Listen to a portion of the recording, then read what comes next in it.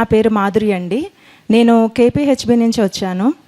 ముందుగా నేను ఈ స్థాయిలో నిలబడడానికి గల కారణమైన నా తల్లిదండ్రులకి, నా భర్త మద్దుల సురేంద్ర కుమార్ గారికి నా ధన్యవాదాలండి. ఎందుకు అంటే నేను ఫార్మర్ ఐటీ ఎంప్లాయీని.